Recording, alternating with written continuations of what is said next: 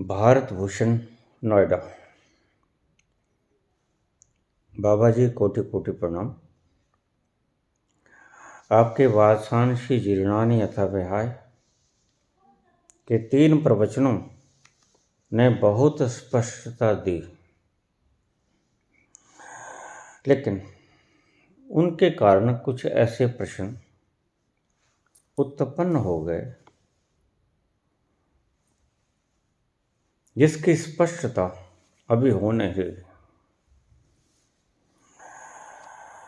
क्या 5 कोश की अपेक्षा से यह मानना उचित है कि आनंदमय कोश, जिसे हम कहते हैं, वह सूक्ष्म शरीर का ही हिस्सा है? दूसरा, कर्म सिद्धांत के हिसाब से हर कर्म भोगना ही पड़ता है। क्या सूक्ष्म शरीर, जिसमें यह सब जन्मों जन्मों के कर्मों का इकट्ठ है, इनके भोगने के बाद ही गलता है?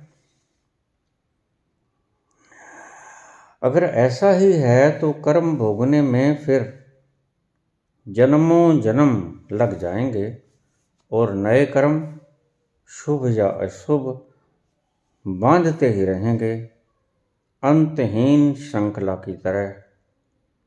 समझने में कहीं कुछ गड़बड़ हो रही है।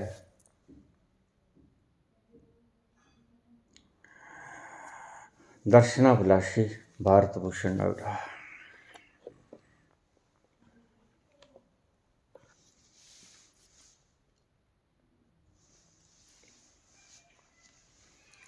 कहीं कुछ समझने में गड़बड़ हो रही है। सबसे पहली बात समझ लें, सिद्धांत, नियम, लॉस समझ में आते हैं, समझे जा सकते हैं, लेकिन एक तत्व ऐसा है, अस्तित्व, वह समझ में नहीं आता। बहुत से लोग मुझे अस्तित्व के बारे में सवाल कर देते हैं, तो मैंने हाथ जोड़ लेता हूँ। अस्तित्व समझ में नहीं आएगा। ये बिल्कुल ऐसा है जैसे तुम कहो कि गागर में सागर को भर दो। जब कोई ज़्यादा जिद करता है ऐसी ही बातों की, तो मेरे पास कोई ऑप्शन नहीं होता, मैं उसे ब्लॉक कर देता हूँ। लोग गुस्सा भी होते हैं, लेकिन मेरी मजबूरी है। सिद्धांत समझे जा सकते हैं और एक दिन साइंस, विज्ञान, आज नहीं कल, कल नहीं परसों नरसों,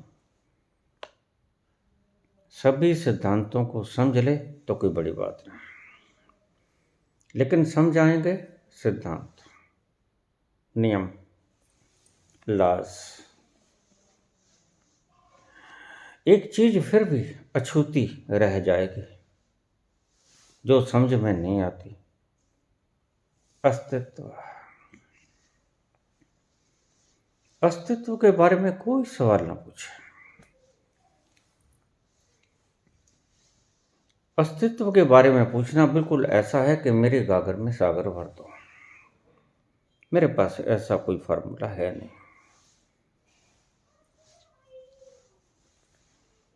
किसी के पास भी ऐसा फार्मूला नहीं होता।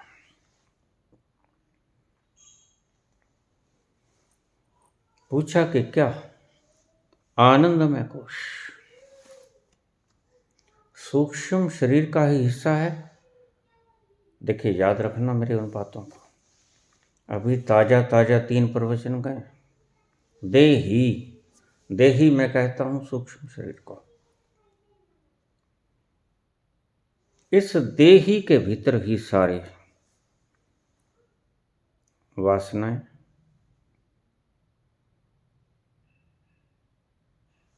इच्छाएं, लिप्तताएं, आकांक्षाएं, कल्पनाएं, जन्मों की स्मृतियां, सब इसके भीतर भरा पड़ा है।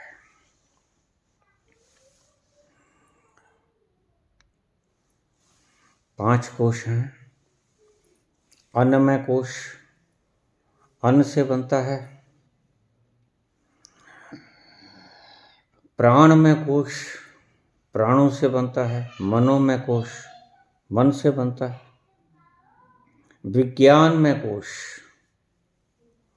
और पांचवा आनंदमय कोश।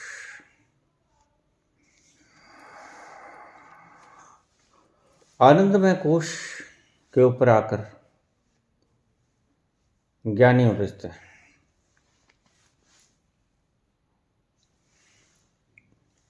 आध्यात्मिक व्यक्ति यहां आके उतर जाता है। आनंदमय कोश,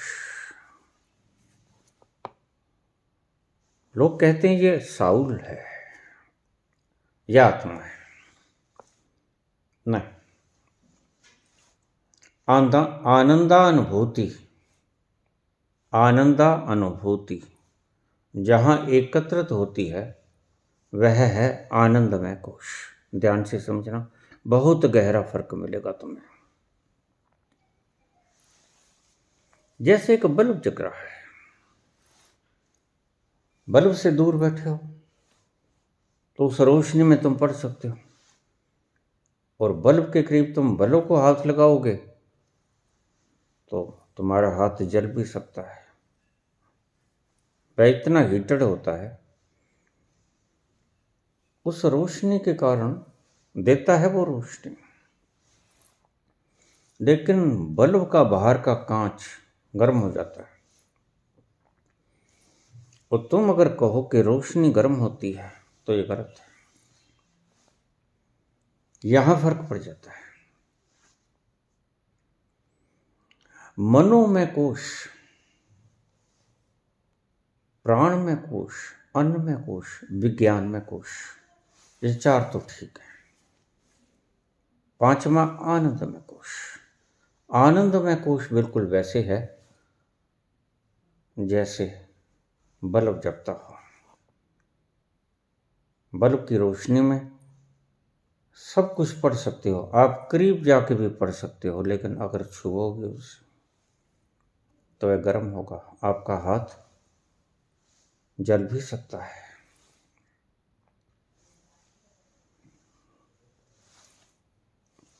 आनंदमय कोश बिल्कुल ऐसा ही है, जहां आनंद की अनुभूतियों का संग्रह होता है। बड़ी बारीक बात है, समझना। हम जब आनंद की घड़ियों में होते हैं, प्रेम की घड़ियों में, प्रार्थना की घड़ियों में, अश्रुपात होते हैं, किसी के विरह में तड़पते हैं, आनंद की घड़ियों में जब होते हैं, वो आनंद जिसमें कोश में इकट्ठा होता है, आनंद का अनुभव जिस कोश में इकट्ठा होता है वो है आनंदमय कोश।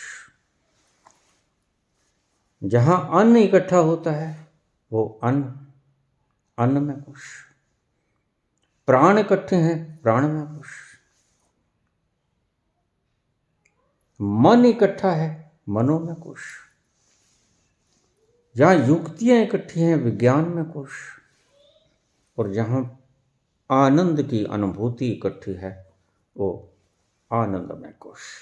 लेकिन आनंदमय कोश सब नहीं है। इसलिए मैं तुमसे कह रहा हूं, यह षट दर्शन, न्याय, वैशेषिक, सांख्य, योग, मीमांसा और वेदांत,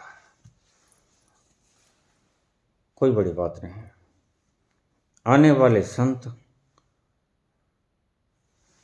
सातवां दर्शन इस दर्शन को मान लें, कोई बड़ी बात नहीं। क्योंकि बहुत सी जगह के ऊपर यह आपके खट दर्शन से मेल नहीं खाता। लेकिन मैं जो कहता हूं तर्कपूर्ण कहता हूं, जो देखा, जो जाना, वह तर्कयुक्त भाषा में समझाने की चेष्टा करता हूं।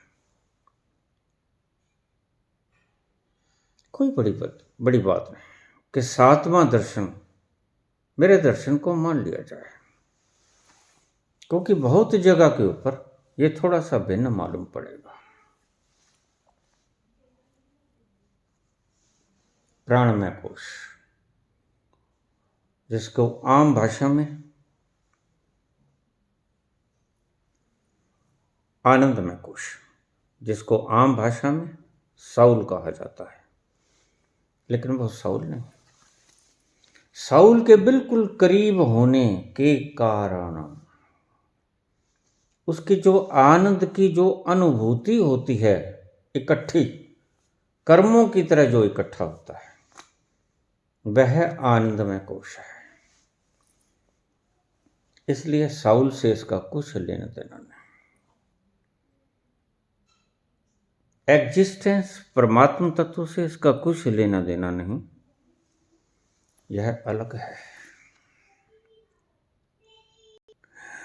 जब आप शास्त्रों को बहुत गहरे से अध्ययन करोगे तो आनंदमय कोश की परिभाषा दी होगी आनंदा अनुभूति से जो बना हुआ है। अब देखिए क्या फर्क हुआ इस बात में जो मैं कह रहा हूं। आनंदमय कोश आनंदा अनुभूति से बना हुआ कोश, जो हमें अनुभूतियां हुई आनंद की, वो उसमें संग्रहित है। और ये पांचों कोश आपस में बड़े घनिष्ठ रूप से मिले होते हैं, जैसे हमारे शरीर के सारे तंतु एक दूसरे से बड़े घनिष्ठ रूप से मिले होते हैं। चोट लगती है पांव के अंगूठे में और पता चलता है हमारी ब्रेन को। ये सब सूचनाओं के जो केंद्र हैं वो तत्क्षण पहुंचा देते हैं कि अंगूठे में चोट लगी। ये पांचों इकट्ठे हैं, इनको अलग नहीं किया जा सकता। अब यहां समझिए, जब पांचों इकट्ठे हैं तो यह सूक्ष्म शरीर का हिस्सा है, देही का हिस्सा है, क्योंकि आत्मा देही से अलग है। आत्मा वो है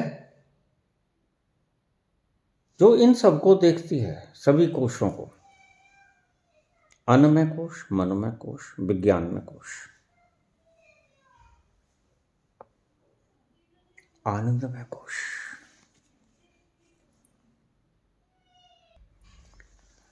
इन सबका पांच कोशों का दृष्टा वो है आत्मा।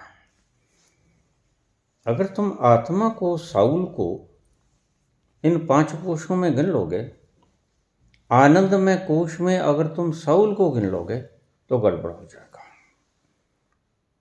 तो गड़बड़ मेरे कारण नहीं है, गड़बड़ इन ऋषियों की व्याख्याओं के कारण है। मैं तो सीधा कहता हूं कि पांचों कोश these are separate from soul. Soul is something else, which is observer, दृष्टा, जो सिर्फ देख रहा है, अनुभव कर रहा है। शायद समझ आ गया होगा। अनुभव करने वाली साउल, दृष्टा, ऑब्जर्वर, जो जागता है, सोता नहीं, वह इन पांच कोशों का हिस्सा नहीं, क्योंकि वो इन पांच कोशों को देखता है। जब तुम आनंद में होते हो तो ये देखता है।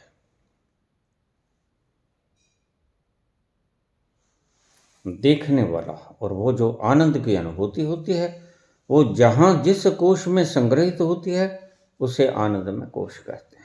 मेरे ख्याल में समझ आ गया होगा तुम्हें। अगले सवाल को ले हम,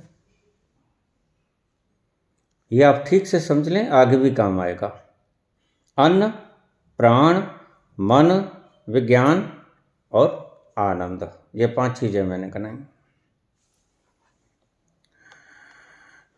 विज्ञान में कोश में सभी प्रकार के अंतर्ज्ञान खोपड़ी से संबंधित हो या हृदय से संबंधित हो, इसमें भावनाएं भी हैं, ईर्ष्या भी है, द्वेष भी है, खुशी भी है और विचार भी हैं, अच्छे भी और बुरे भी। ये विज्ञान में कोश है। अब हम आगे चलें कर्मों की फिलॉसफी पे। कर्म सिद्धांत के अनुसार प्रत्येक कर्म भोगना पड़ता है, बिल्कुल सत्य है। इस लाइन को आप टिक मार कर दो, प्रत्येक कर्म भोगना पड़ता है, यह सत्य है। आगे चलिए। क्या सूक्ष्म शरीर जिसमें सब जन्मों जन्मों के कर्मों का इकट्ठ है, इनके भोगने के बाद ही गलता है? यानी जिसे मैंने देही कहा, क्या वह तब गलता है जब सभी कर्मों का फल भोग लिया जाता है? बड़ा सुंदर सवाल है। देखिए, उसके आगे खुद ही जवाब दे दिया। अगर ऐसा है तो सब कर्म भोगने में जन्मों जन्मों लग जाएंगे और ये भोगने वाले वक्त में नए कर्म भी आएंगे। क्या ये अंतहीन जंजाल बनकर न रह जाएगा? सवाल बड़ा पेचीदा है, लेकिन मैं जवाब बहुत बार दे चुका हूं। मैं जानता हूं भारत भूषण मेरी सभी वीडियोस को सुनता है, लेकिन तभी मैं कहता हूं कि सुनने में चूक हो जाती है। एक थोड़ा सा शब्द नोट कर लेना, कभी काम आएगा।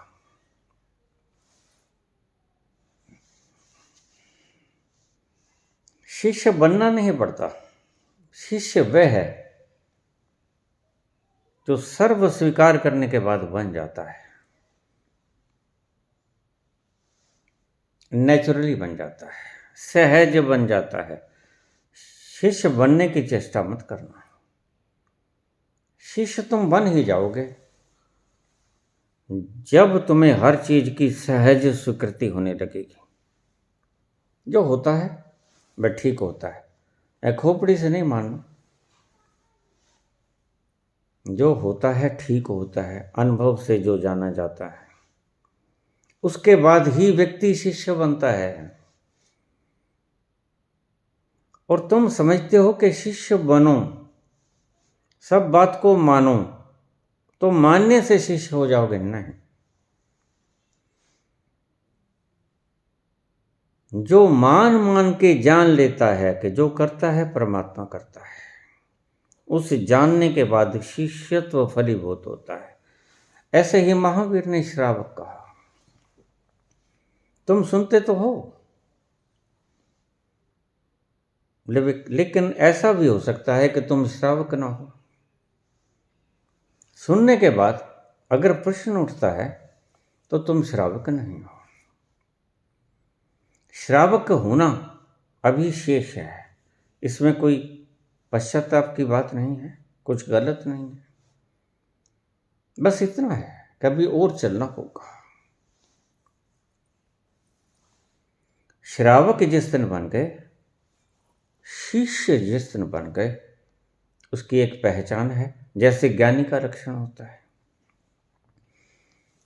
वैसे ही शिष्य की पहचान है, श्रावक की पहचान है। उसके बाद प्रश्न नहीं उठेगा। अगर प्रश्न अभी उठता है, तुम अपने आप के खुद के मेजरमेंट से ही अपने आप को कसते रहा करो। क्या प्रश्न उठता है? देखो, ऐसा ना हो कि तुम प्रश्न तो उठे लेकिन बताओ ना, वह भी गलत हो गया। जैसे लोग को वासनाएं तो उठती हैं, लेकिन वो ब्रह्मचर्य का लेवल लगाए रखते हैं। हम तो ब्रह्मचर्य हैं, अक्रोधी हैं, लोग क्या कहेंगे। वो तो फिर झूठ हो गया, ऑथेंटिफिकेशन ना हुआ। कॉन्फ्लिक्ट हो गया। जिस दिन शिष्यत्व फलित होगा,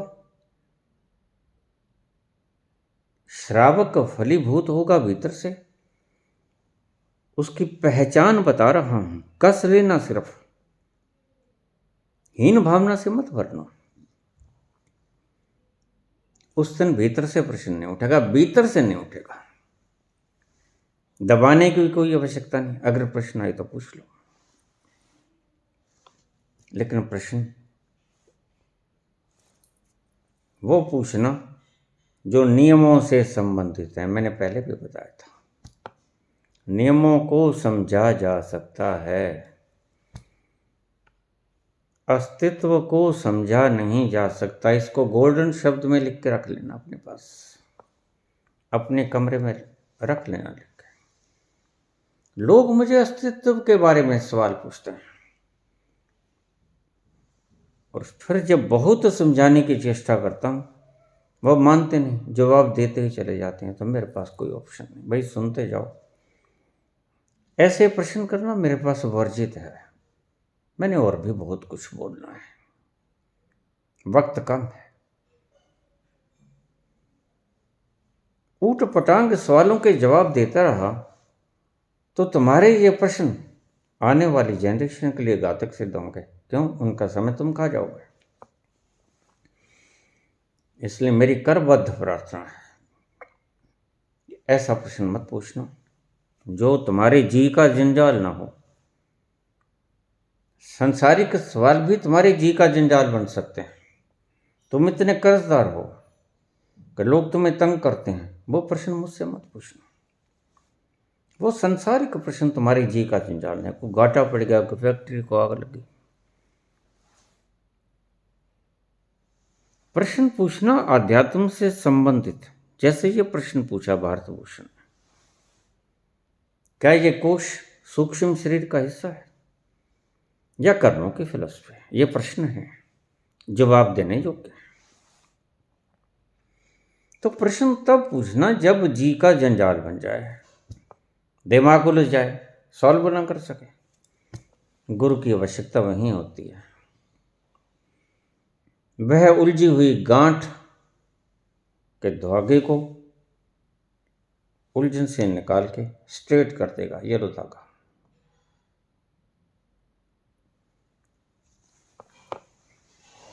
प्रत्येक कर्म भोगने के बाद ही समाप्त होगा। पहली बात तो ये आप नोट कर लेना। दूसरा प्रश्न पूछा है, मैंने भी कहा, सभी संतों ने कहा, भोगने से ही निर्जरा होती है। देही गल जाता है सारा, पूरा का पूरा। जैसे पतीले का पानी सारा वाष्प बन के उड़ गया और पतीला खाली हो गया। जलने लगा, अब तो पतीला जलने लगा, पानी खत्म हो गया, तो सब कर्म भोग लिए गए।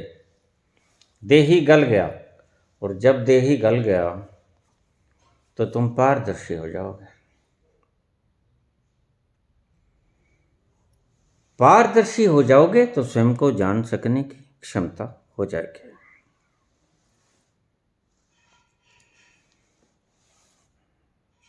लेकिन ये प्रश्न बीच में आड़े आता है, और बिल्कुल सही प्रश्न है और सभी का प्रश्न है। तुमने पूछ लिया, बहुत अच्छा किया।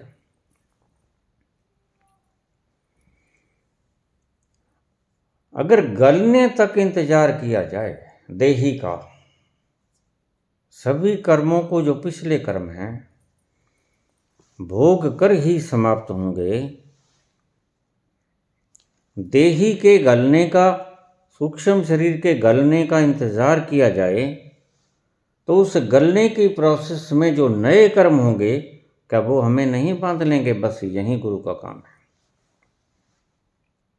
प्रश्न बिल्कुल ठीक है, गुरु का यही काम है। कर्म बनते क्यों हैं, यहां पे आ जाओ। पहले कर्म बनते हैं तुम्हारे अज्ञान के कारण। जब तुम कर्ता होते हो तो मैं भाव से किए हुए कर्म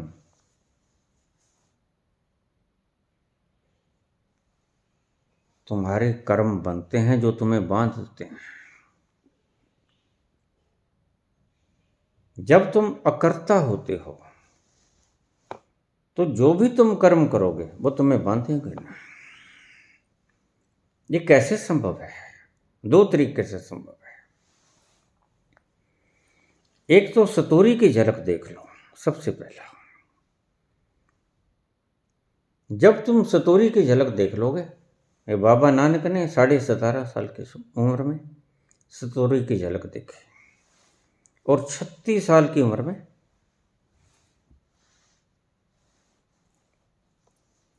उन्हें समाधि फलित हुई। कितने साल लग गए? 18.5 साल लग गए। सतोरी की झलक देखने के बाद तुम्हारे नए कर्म नहीं बनेंगे। अब इसको आप अच्छी तरह से लिख लेना। क्या है ऐसा सतोरी की झलक में? सतोरी की झलक में ऐसा ये है कि तुम सुस्पष्टतया देख लेते हो कि करने वाला मैं नहीं और करने वाला मैं हूं, यही तुम्हें बांधता है। सतोरी की झलक में यही तुम्हें दिख जाता है कि करने वाला वह है जिसे हम विराट कहते हैं, जिसे हम सर्जक कहते हैं, कर्ता कहते हैं। बाबा नानक ने उसे कर्ता कहा। एक ओंकार, कर्ता पुरुष, वह करता है। सतोरी की झलक में ये दिख जाता है कि वह करता है, मैं करता नहीं। और जैसे ही सतोरी की झलक दिखी, तुम्हारा मैं भाव क्षीण हो गया। तत्क्षण तुम्हारा मैं गिर गया। कर्म उसके बाद भी होंगे। कर्म तो कृष्ण भी करते हैं, कर्म बुद्ध भी करते हैं। समाधिस्थ होने के बाद, घटना घटने के बाद 40 वर्ष तक बुद्ध जीवित रहते हैं और करीब 30 वर्ष तक महावीर जीवित रहते हैं। 72 साल की उम्र में महावीर ने निर्वाण प्राप्त किया, कैवल्य प्राप्त किया। 80 वर्ष की उम्र में बुद्ध ने निर्वाण प्राप्त किया।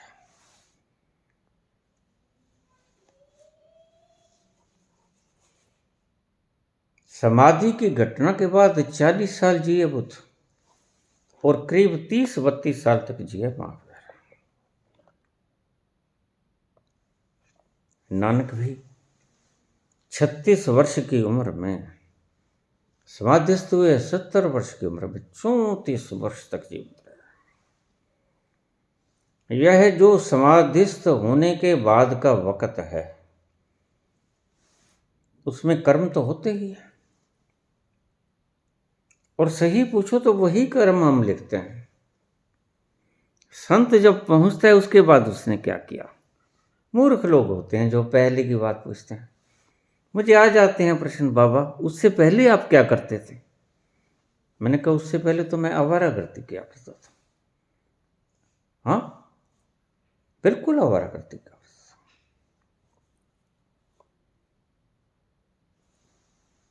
और ध्यान रखना, समाधि से पहले जो भी कुछ होता है वह आवारागर्दी ही होता है। उसका कोई मतलब नहीं होता, क्योंकि समाधिस्थ होने से पहले या सतोरी की झलक आने से पहले तुम जो भी करोगे उससे तुम्हारा देह ही मजबूत होगा। सूक्ष्म शरीर बढ़ेगा, घटेगा ना। और देही का मजबूत होना बंधन का मजबूत होना है।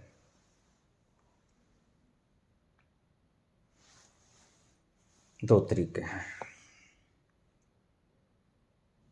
शुरुआत की बात कह रहा हूं, ध्यान से सुनता।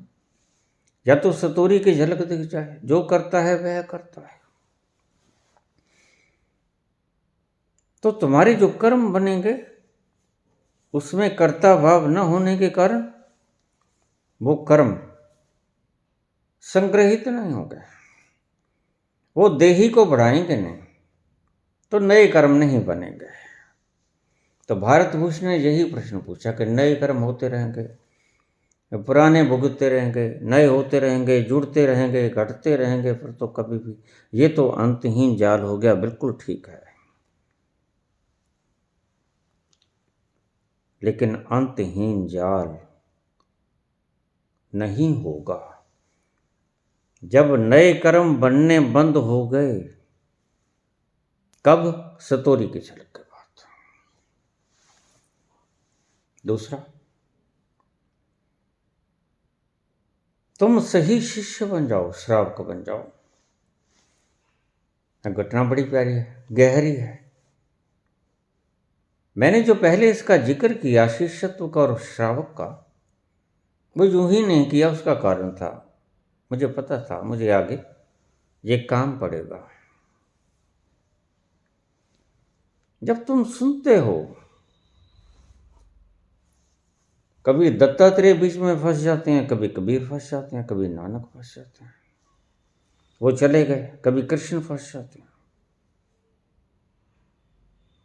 तो अगर कोई भी फंस गया बीच में जो मैंने बोला, तो तुम शिष्य नहीं हुए, तो तुम श्रावक नहीं हुए।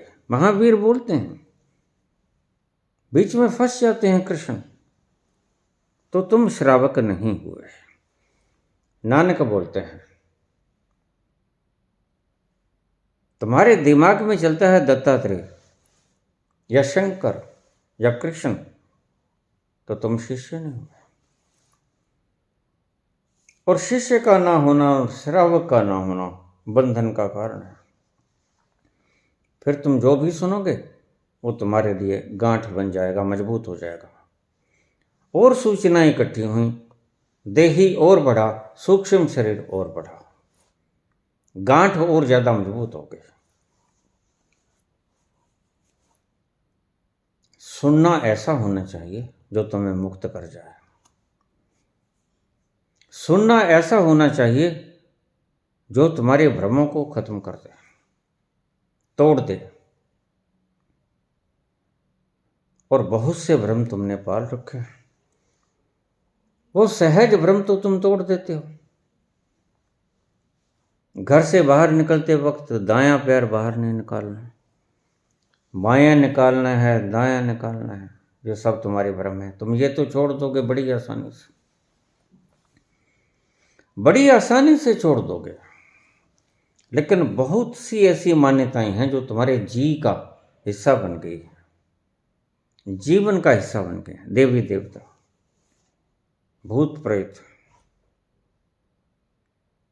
पितर, कुल देवता, ये तुम्हारे जीवन का हिस्सा बन गए। दिन रात तुम इनकी पूजा करते हो। और मैंने पिछले प्रवचन में कहा था, यह एनर्जी है, यानी विद्युत। और विद्युत की अगर तुम षोडशोपचार पूजन करोगे, तिलक लगाओगे, अक्षत चावल लगाओगे, टीका करोगे, फूल बरसाओगे, भोग लगाओगे, यह बेवकूफ़ी नहीं होगी। बिजली को अगर तुम पूजोगे तो यह मूर्ता नहीं है, लेकिन तुम पूजते हो। इसका मतलब बात तुम्हारे गले से नीचे उतरी नहीं, तुम बदले नहीं। यहां से सुन जाओगे तुम, घर जाके फिर कृष्ण भगवान की मूर्ति के आगे तुम टल खड़काना शुरू हो जाओ। मंदिर में जाओगे, टल खड़का लोगे, सायं की आरती करोगे, धूप दीप करोगे। इनका कोई मतलब नहीं होता, लेकिन तुम करोगे। ये तुम्हारे जीवन का हिस्सा बन गया है, क्योंकि तुमने मान लिया है। ये देवी देवता इस रूप में होते हैं। देखिए, मैं पहले भी बहुत बार कहा हूँ, मैं नहीं कहता कि देवी देवता नहीं होते हैं, भूत प्रेत नहीं होते हैं, मैं नहीं कहता। मैंने खुद की अपनी बायोग्राफी में मेरे भाई का आना मेरे पास, मरने के बाद सूक्ष्म शरीर में आना, इसका उल्लेख किया हुआ है। तो मैं मानूंगा कि भूत प्रेत नहीं हैं, ये कैसे संभव है? हैं, लेकिन जिस रूप में आप मानते हो उस रूप में नहीं है। एनर्जी पुंज है, और मैं इनकी व्याख्या बहुत गहराई से पूरे प्रवचनों में करूंगा। ये तुम्हारे देही का हिस्सा है, क्योंकि सूक्ष्म शरीर में सभी मान्यताएं और तुम्हारी सूचनाएं जो तुम जानते हो, तुम्हारा ज्ञान, जिन्हें तुम नॉलेज कहते हो, वो सब भरा पड़ा है। और इतना भरा पड़ा है जन्मों जन्मों का कि गले से ऊपर आ गया है। गले से ऊपर आ गया है, तो जब तुम इतना खा लोगे कि गले से ऊपर आ जाएगा तो वॉमिटिंग होगी ना। बस ये जो तुम्हारे अंदर देवियाँ आती हैं, हनुमान आ जाते हैं, भैरव आ जाते हैं, ये लालना वाले फालना वाले आ जाते हैं, ये पीर खीर आ जाते हैं, ये तुम्हारी उल्टी है, बमन है, वॉमिटिंग के सिवा और कुछ नहीं।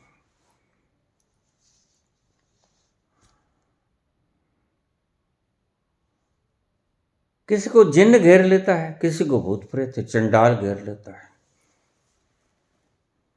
और दुकानदारों की मौज बन जाती है, क्योंकि तुम्हें तो दिखता नहीं, दिखता उसे भी नहीं, लेकिन उसकी दुकानदारी है इसलिए उसे दिखता है। हंसा मत करो, उसकी दुकानदारी है। कोई हनुमान नहीं खड़ा होता इस बाबा बागेश्वर के पास, समझे? बिल्कुल साफ बोल रहा हूं। लेकिन क्योंकि दुकानदारी है इसलिए इसे दिखता है। और तुम क्योंकि व्याधिग्रस्त हो तो मान लेते हो। व्याधिग्रस्त व्यक्ति से तो कुछ भी मनवा लो। ये शक्ति पुत्र हैं, एक और है, वो मैं उसका नाम बार बार भूल जाता हूं।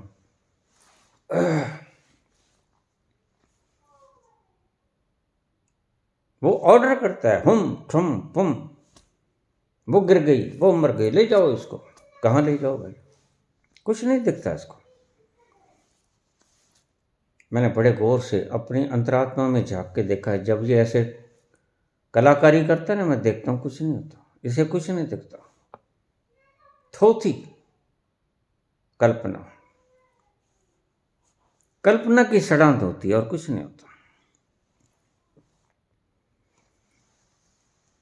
पूछा है भारत भूषण ने, अगर हम नए कर्म करते रहेंगे तो वो जुड़ते रहेंगे, पुराने भोगते रहेंगे, अंतहीन श्रृंखला आ जाएगी? नहीं, अंतहीन श्रृंखला ऐसे कटेगी। सतोरी की झलक देख लो। दूसरा, अपने आप की भूमि तैयार करो, शिष्यत्व श्रावक बनकर।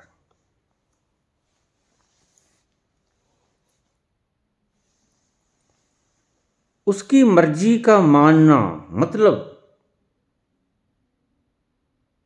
गुरु ने जो बोल दिया ठीक है। अगर तुम इतने श्रद्धान्वित तो हो जाते हो तो वहां एक शब्द बोला है संतों ने, गले से नीचे नहीं उतरता। नास्तिकों के नहीं, आस्तिकों के गले नहीं उतरता नीचे। कहता है गुरु गूंगे गुरु बांवरे, पागल भी हो ना गुरु। गूंगा हो तो चलो कोई बात नहीं, बांवरे गुरु करे उदास। गुरु जब भेजे नरक में तो स्वर्ग की रखियो बस। ये गुरु के लिए नहीं कहा था, तुम्हारे लिए कहा था। एक शब्द तुमने सुना होगा, अंधश्रद्धा। मैं कहता हूं वह भी बड़ी कीमती है अगर हो जाए तो। लेकिन कहाँ होती है? तुम श्रद्धा और विश्वास के बीच में झूलते रहते हो। श्रद्धा, विश्वास और अनुभव के बीच में झूलते रहते हो। किसी भी चीज को तुम उसकी पीक पे नहीं लेके जाते। विश्वास को अगर तुम पीक पे ले जाओ, श्रद्धा को अगर तुम पीक पे ले जाओ, तो 100 डिग्री पे पानी उबल जाएगा, ट्रांसफॉर्मेशन विल हैपन, इवेपोरेट हो जाएगा, वाष्प बन जाएगा, लेकिन तुम पूरी पूरी नहीं करते। मैं कहता हूं बिल्कुल श्रद्धा करो, लेकिन अंधश्रद्धा करो, और अंधश्रद्धा करो तो 100% करो। ऐसी श्रद्धा करो और फिर देखो चमत्कार। तुम श्रद्धा भी कहाँ करते हो, अंधश्रद्धा भी तुम नहीं करते, तुम डरपोक हो। अंधश्रद्धा के लिए बड़ा साहस चाहिए।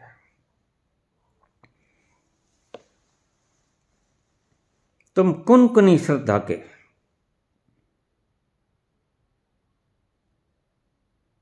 से जीवन जीते हो, आधे इधर आधे उधर, 50% उबलते हो, और 50% में तो न खुदा ही मिला, न वसाले सनम, न इधर के रहे न उधर के रहे।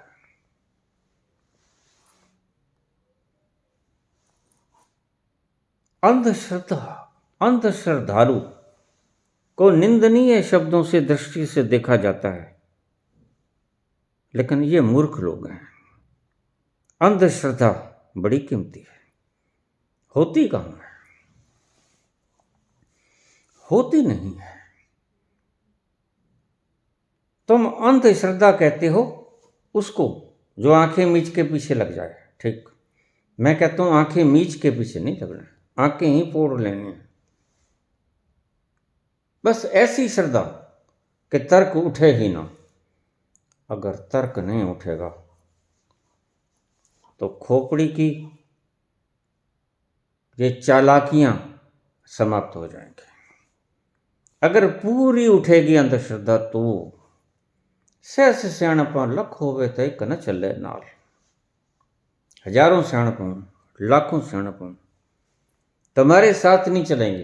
तो बाबा ये कहते हैं कि अगर तुम अंधश्रद्धा से युक्त भी हो गए तो भी मिल जाएगा। गहरे में यही कहते हैं बाबा, लेकिन वो ये नहीं कहते कि अंधश्रद्धालु ही बन जाओ, क्योंकि उन्हें पता है अंधश्रद्धा होना मामूली बात नहीं, बहुत टेढ़ी खीर है, टेढ़ा मसला है। यह भी नहीं तुम हो सकते, और सतोरी भी नहीं दिखी तुम्हें, शिष्यत्व भी तुम्हारे में नहीं आया, श्रावक भी तुम्हारे में नहीं जन्मा, तो क्या किया जाए? कैसे आने वाले कर्म होने बंद हो जाएं? आने वाले कर्म सिर्फ बंद होंगे जब तुम्हारा कर्ता भाव छूटेगा। बस इसके ऊपर सारी ताकत लगा लो। कर्ता भाव का खो जाना, कर्ता भाव का खत्म हो जाना। रात्रि को जब तुम सुषुप्ति में होते हो तो कर्ता भाव बिल्कुल खो जाता है। क्या कोई कर्म बनता है? जरा सोचो, सोच के बताओ मुझे। रात को गहन सुषुप्ति की अवस्था में जब तुम्हें पता ही नहीं लगता कहाँ हूं, कौन हूं, कैसा हूं, कौन आया कौन गया, बेसुध अवस्था में, सुषुप्ति अवस्था में तुम सोए पड़े हो, उस अवस्था में क्या होता है? कोई तर्क उठता है? नहीं उठता। कोई प्रश्न उठता है? नहीं उठता।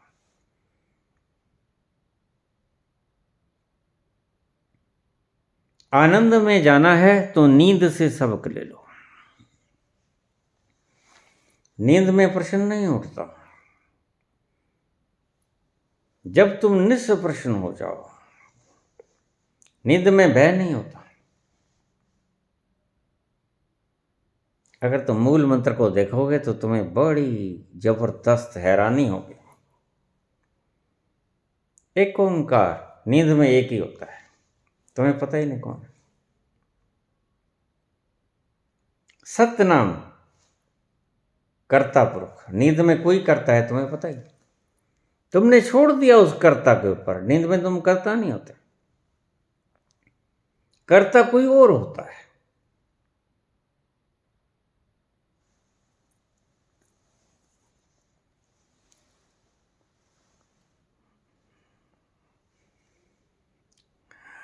निरपू कोई भय होता है नींद में,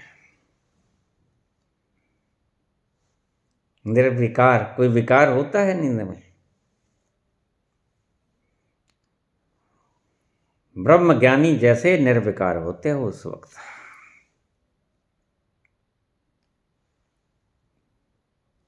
अजूनी पता नहीं होता तुम किस जोनी में हो।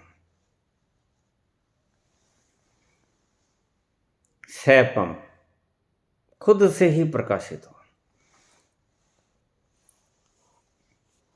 तुम्हें कोई नींद नहीं दे रहा, बस तुम खुद ही नींद में हो।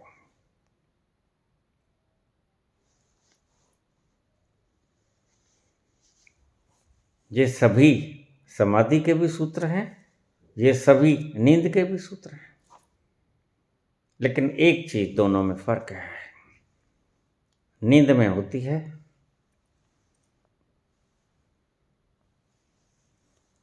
सुप्त अवस्था, समाधि में होती है जागृत अवस्था। नींद में मूर्छा होती है, समाधि में जागरण होता है। और इन मूर्खों को जागरण कहा गया था, इन्होंने रात को जागना शुरू कर दिया।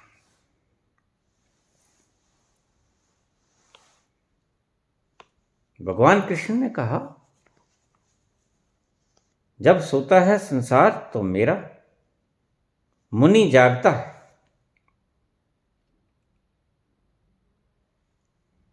इन्होंने रात को ढोल पीटने शुरू कर दिया, रात्रि के जागरण करने शुरू कर दिया, भजन गाने शुरू कर दिए।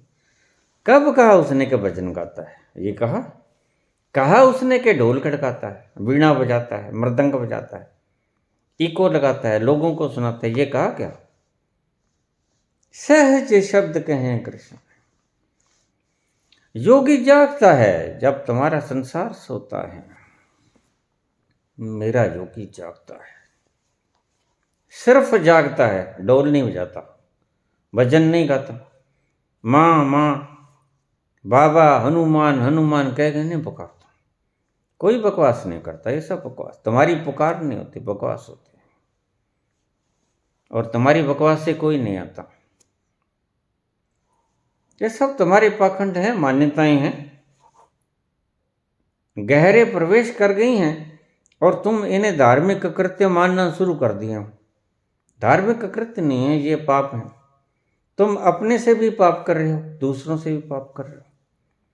अपनों से पाप ऐसे कर रहे हो कि रात भगवान ने जागने के लिए नहीं बनाई। जिसके लिए बनाई है वो जाग लेगा, उल्लुओं के लिए बनाई जाग लेगा। तुम्हारे लिए सोने के लिए बनाई है और तुम जबरदस्ती जागते हो। और फिर अगर जागना है तो भगवान कृष्ण की ही बात का अगर तुम हवाला देते हो तो फिर उस तत्व के पास पहुंचो जो दिन भर रात जागता रहता है। ऐसा उपाय करो कि जो दिन भर रात जागता है, एक तत्व भीतर है, उसके पास पहुंच जाओ।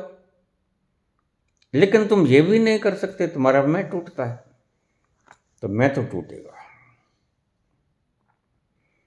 अगर कर्मों को बनने से रोकना चाहते हो, आगे कर्म नए ना बने उनको रोकना चाहते हो, तो मैं भाव को टूटने देना होगा। कैसे टूटेगा? बहुत सी चीजें। सबसे पहले मैंने बताया सतोरी की झलक। दूसरा, उसकी मर्जी में रहो, तेरा पाना मीठा लगे। पहले पहले थोड़ी सी शिकायत आएगी, आए कोई बात नहीं, मान लो जो होगा वो करेगा। और तुम ना भी मानोगे तो भी वो करेगा, तुम ये मत भूल जाना। तुम अगर ये मानोगे कि वह नहीं करता, मैं करता हूं तो भी वह करेगा, ये बहुत आगे की बात है, अभी तुम्हारी समझ में नहीं आएगी। करता तो वही है। ये एक झूठ है कि तुम करते हो, और इस झूठ के कारण तुम दुखी हो, और झूठ के कारण ही तुम्हारे कर्म बनते हैं, और कर्म बनते हैं तो भोगने पड़ते हैं। अब इस झूठ को कैसे, इससे छुटकारा मिले? और झूठ को छुटकारा मिले दर्शन से, अनुभव से। अनुभव कैसे आए? या तो गुरु कृपा करता है, सिर के ऊपर हाथ रख दे तो मैं सतोरी में पहुंचा दे। मैंने कल ही एक बात का जिक्र किया था। मेरे पुत्र ने पूछा कि सत्य एक, वो दर्शन छे को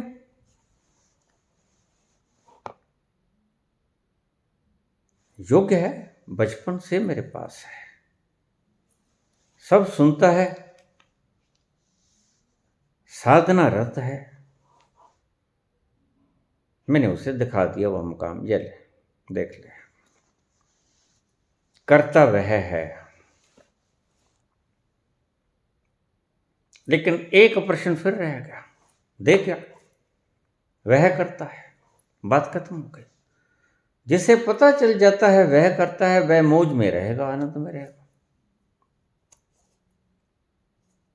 लेकिन फिर एक प्रश्न और रह गया।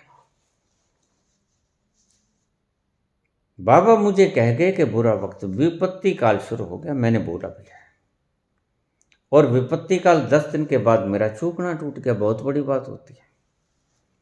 पहले जमाने में तो इसका कोई इलाज ही नहीं था, चूकना टूट गया।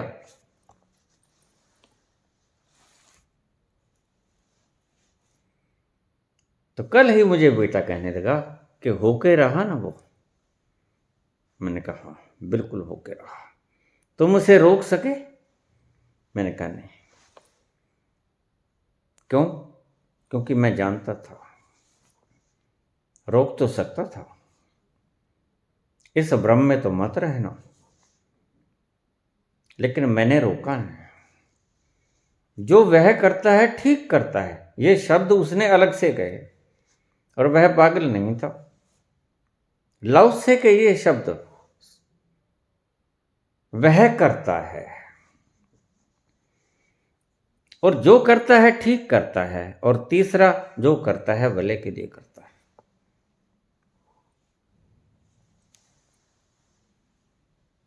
फिर मैंने उसे बदलने की चेष्टा नहीं की। बदल सकता था, निस्संदेह बदल सकता था। मेरे लिए बड़ा साधारण मसला था। जंक्चर पॉइंट पे जाता,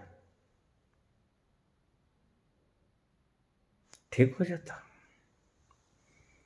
संकल्प की भरमार है जंक्चर पॉइंट पे, क्योंकि जंक्चर पॉइंट आत्मा के परमात्मा के बिल्कुल करीब है, और परमात्मा संकल्प का खजाना है, समुद्र है। संकल्प के खजाने के पास जैसे जैसे तुम चले जाओगे, खोपड़ी के पास कोई संकल्प ज्यादा नहीं होता, बहुत कमजोर। खोपड़ी से नीचे जाते जाते हृदय के पास संकल्प होता है। अगर तुम्हें कोई हृदय से बद्दुआएं दे दें तो संकल्प ज्यादा होता है। खोपड़ी से बद्दुआएं तो तुम रोज देते हो, कुछ नहीं होता किसी। हृदय से कोई बद्दुआ दे दे, हृदय परमात्मा से ज्यादा करीब है, और जंक्चर पॉइंट तो परमात्मा के बिल्कुल ही करीब है। वहां तो संकल्प अति भारी होता है, गरिष्ठ घनत्व रूप में होता है। वहां तुम, यह तुम्हें प्रोसेस बता रहा हूं साइंटिफिक, जरा समझने की चेष्टा कर लेना। इसे किताबें वगैरह बनाने वाले थोड़ा सा इनसे संदर्भ को अच्छी तरह से नोट कर लें कि मैंने ये संकल्प के बारे में बोल रहा हूं। जैसे जैसे तुम उस मुकाम के करीब जो कि तुम्हारा अपना है, उसके करीब पहुंचते जाओगे, संकल्प गहन होता जाएगा। क्यों? बिल्कुल वैसा ही जैसे जैसे जैसे तुम बगीचे के करीब पहुंचोगे सुगंध गहरी होगी। क्यों? बगीचा सुगंधवान है, बगीचे के भीतर फूल ही फूल लगे। जितना दूर होगे उतनी सुगंध, शायद इतने दूर हो तुम 2 किलोमीटर के ऊपर बैठे हो तो सुगंध आएगी ना।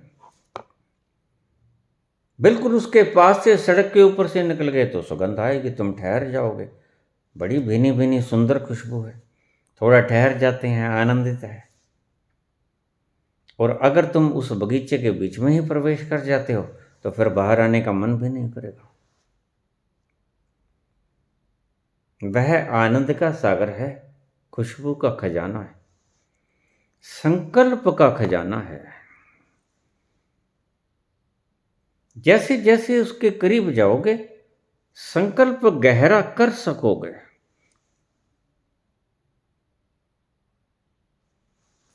विल पावर बढ़ती जाएगी उसके करीब जाने से। विल पावर को दिमाग से बढ़ाने की चेष्टा मत करना।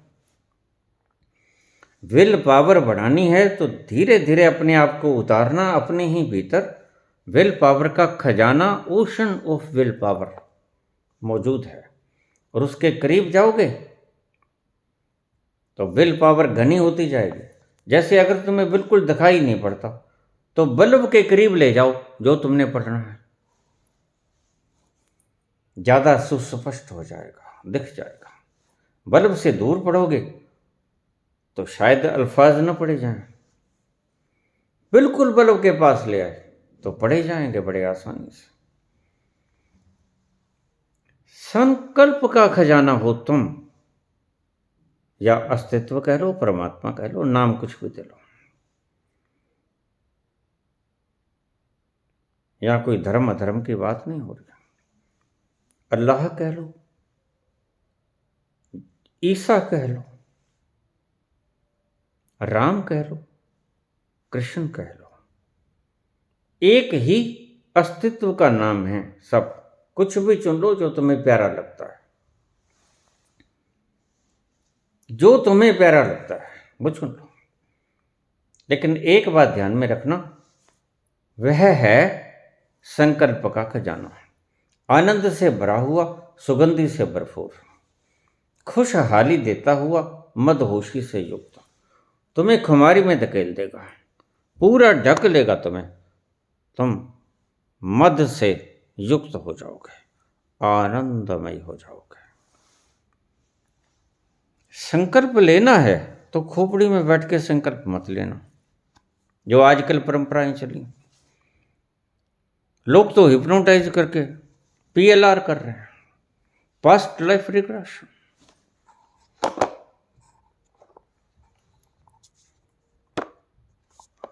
अब इन बुद्धुओं को मैं क्या कहूं? पास्ट लाइफ को देखने के लिए तुम्हारा संकल्प काम ना करेगा। कोई संकल्प उस बीच की दीवार को नहीं तोड़ सकता। दो जन्मों के बीच में जो परमात्मा ने, कुदरत ने बना दी, वो इतनी घनी है, इतनी सख्त है, और दूसरा कोई तोड़ नहीं सकता। इसलिए मैं इन्हें झूठे कहता हूं, सरेआम झूठे कहता हूं।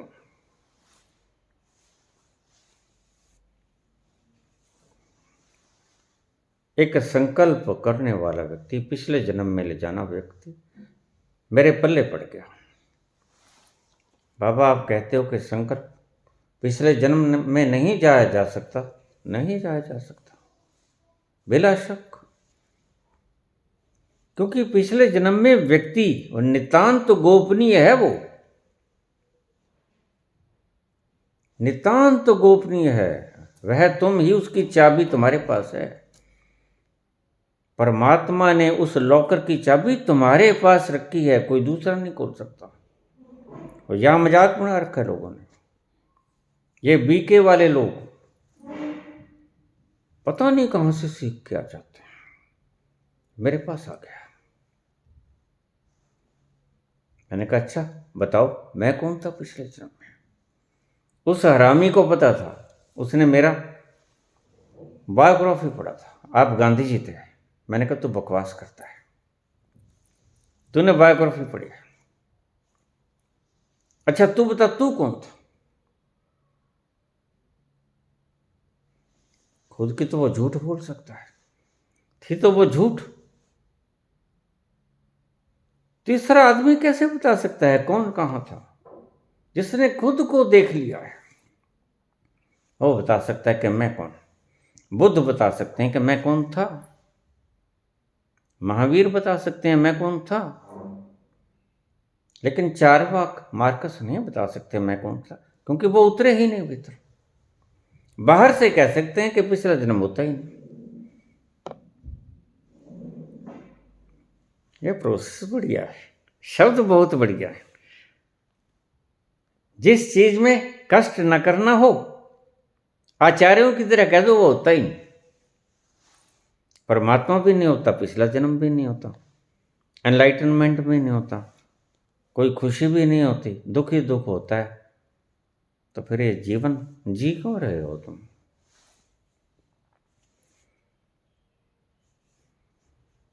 संकल्प जितना गहरा होगा उतनी जल्दी तुम अपने अस्तित्व में प्रवेश करोगे। संकल्प से विकल्प में उतरोगे।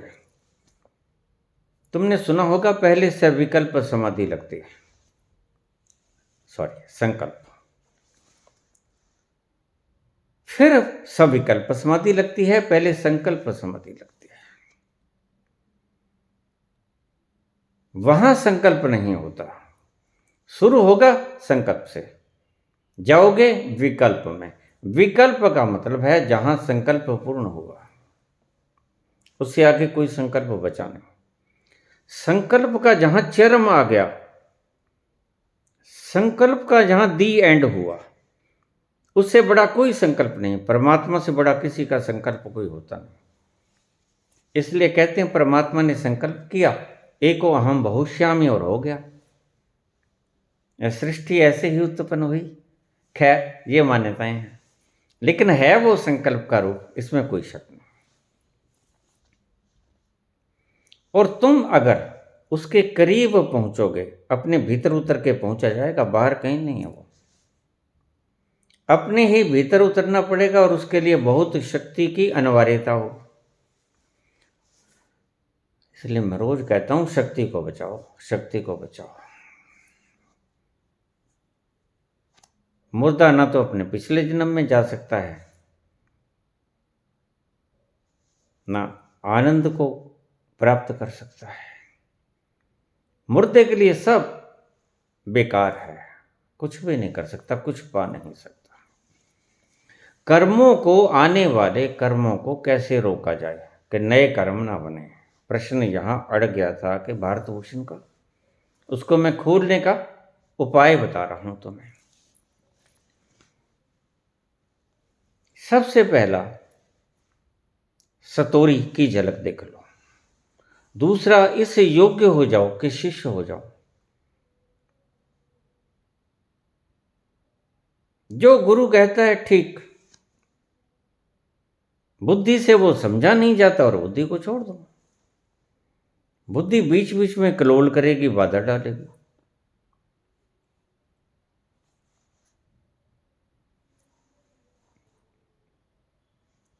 स्पष्ट शब्दों में कह दूं, अंधभक्त हो जाओ। अधूरे अधूरे नहीं भाई, तुम्हारे सभी अंधभक्त अधूरे हैं। पिछवाड़े पे 4 पड़ेगी ना लाठियां, बदल जाएंगे। अंधभक्त बनना है तो पूरे पूरे बनो, मंसूर के हाथ पांव काट दिए जाते हैं, ईसा को लटका दिया जाता है। उनकी अंधभक्ति समाप्त नहीं होती। अंधभक्ति का दूसरा नाम होता है परम श्रद्धा, और परम श्रद्धा उत्पन्न होती है दर्शन के बाद, अनुभव के बाद। ये कड़ियां हैं, अब मैंने जोड़ दी तो तुम्हें समझ आई। लेकिन अंधश्रद्धा और पूर्ण अंधश्रद्धा तुम्हें बड़ा हे शब्द लगता है कि ये तो बड़ी खराब बात कहती, त्याज्य बात कहती। मैं कहता हूं अगर श्रद्धा ही रखनी है तो ऐसे अंध श्रद्धालु बन जाओ। और मैं जानता हूं जानता हूं, इसलिए मैं कहता हूं कि अंध श्रद्धालु जैसे ही तुम होगे तो सभी प्रकार की शंकाओं को त्याग कर ही श्रद्धालु होगे। और जब शंकाएं बिल्कुल शून्य हो जाएंगी तो तुम परमात्मा हो गए।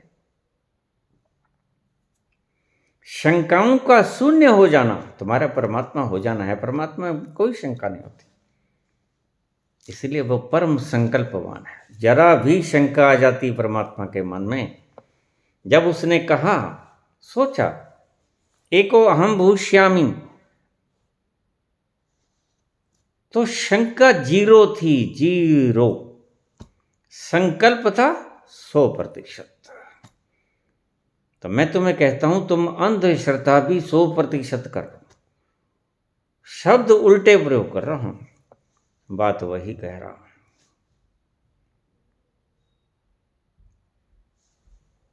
शंका शून्य हो जाओ।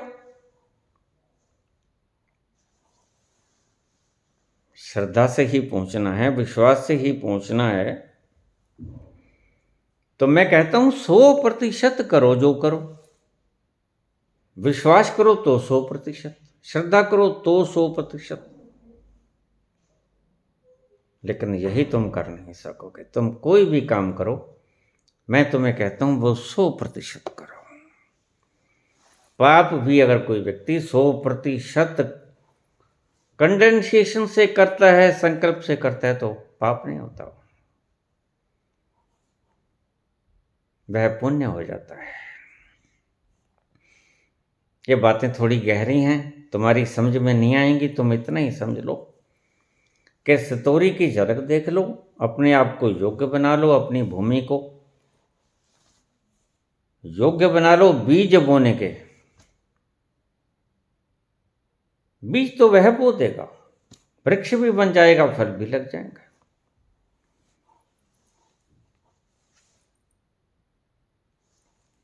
कर्ता भाव समाप्त हो जाता है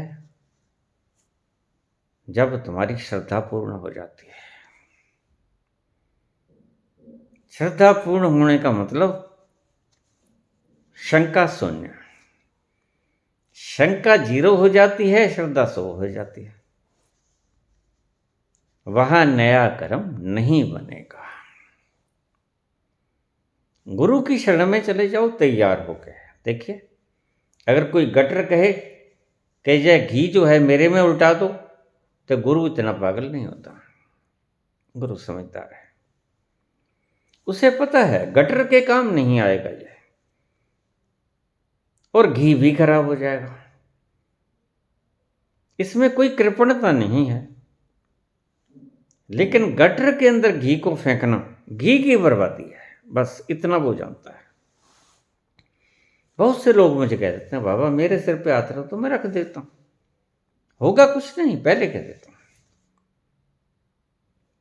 क्यों? क्योंकि गटर के ऊपर हाथ रखने से कुछ नहीं होगा।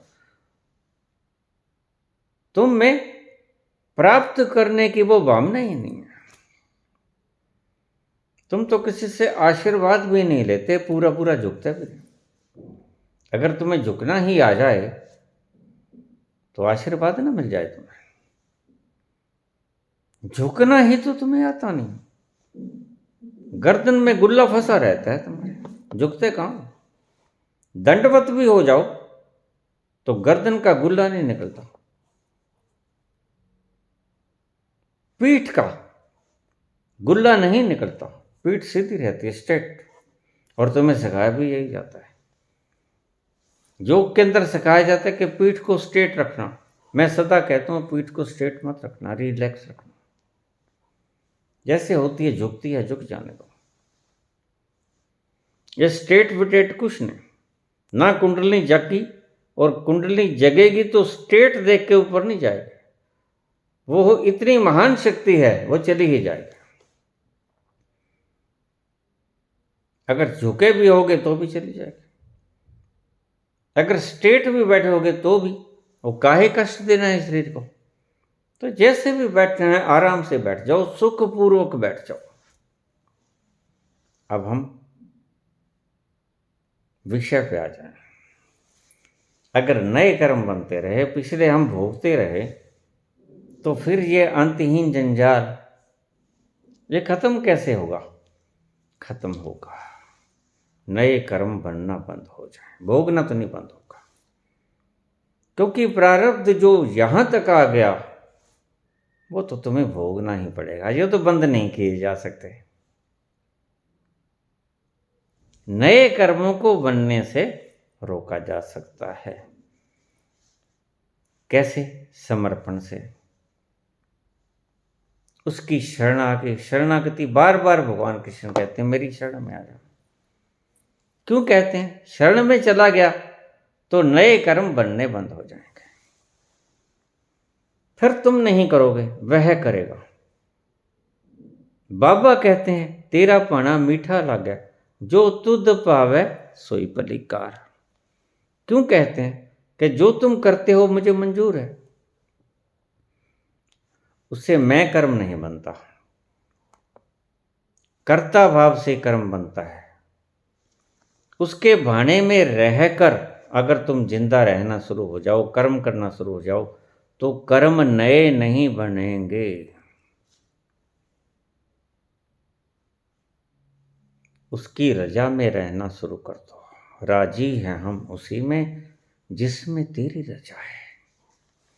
अपनी तो यूं भी वाह वाह है और यूं भी वाह वाह है, तुम्हें कोई फर्क ना पड़े, वास्तव में फर्क ना पड़े। तुम्हारा नुकसान हो जाए तो भी शुभ, तुम्हारा फायदा हो जाए तो भी शुभ। जरा भी एक लकीर भी ना आए भीतर, लाभ में खुशी की, नुकसान में दुख के। ऐसी भावना अगर हो जाए, इसे ही कहते हैं अंधश्रद्धा। समर्पण से उत्पन्न होती है अंधश्रद्धा, समझना। अंधश्रद्धा का आगाज होता है समर्पण से।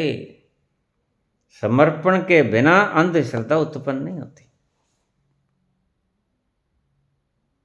ये बहुत बेसिक चीजें हैं, ये तुम्हारी समझ में नहीं आएंगी। जिसने देखी वो बता सकेगा, वो समझा सकेगा। अब मसला यहां आके फंसता है कि नए कर्म बनते रहे और पुराने हम भोगते रहे, तो कब तक चलेगा सिलसिला? हम मुक्त कभी होंगे ही नहीं। और बात तो मुक्ति की है, लिबरेशन की है।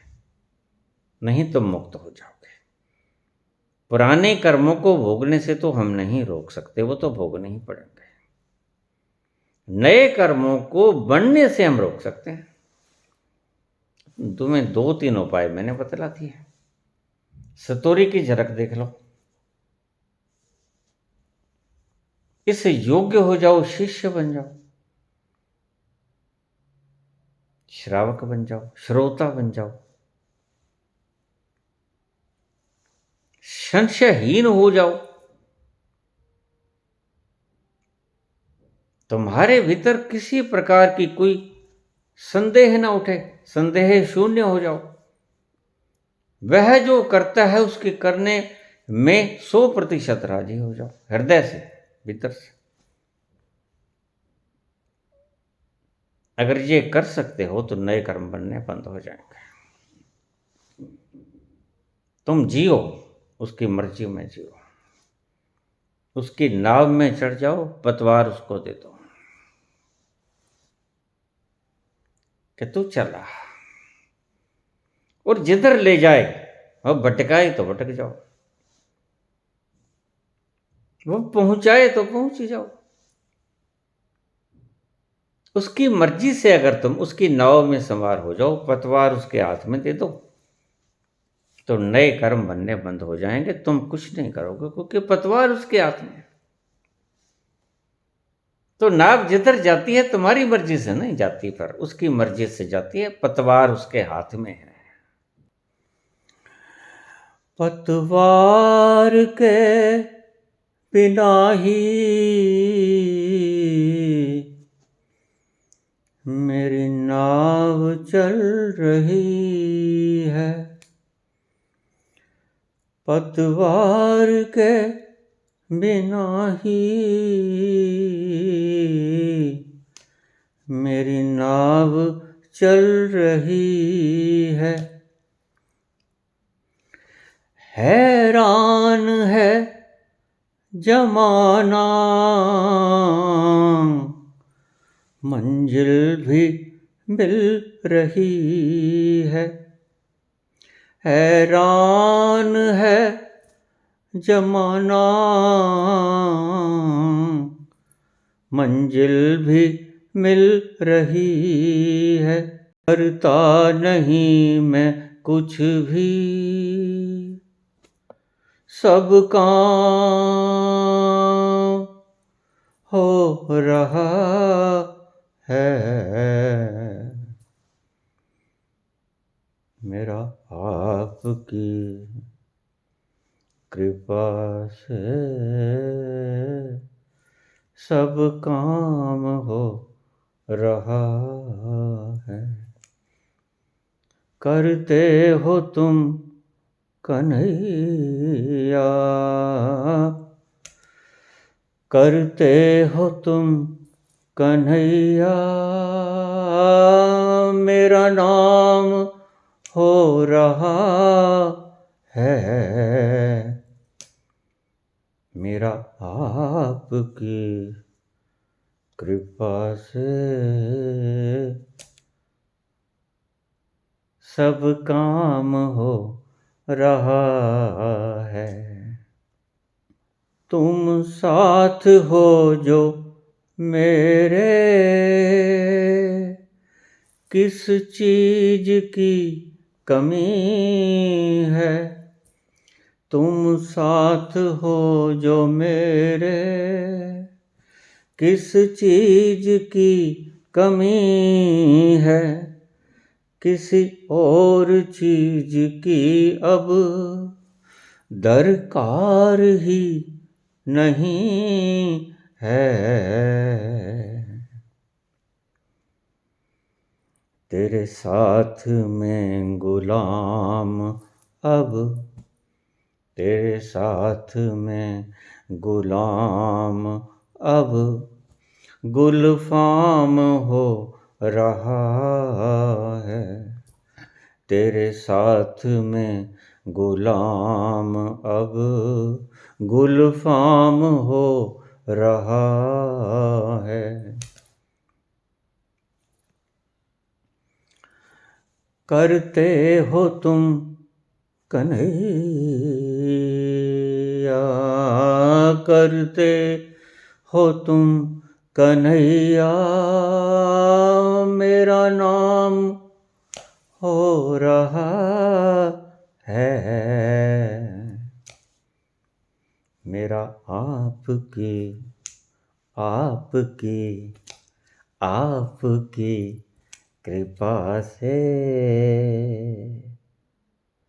सब काम हो रहा है। धन्यवाद।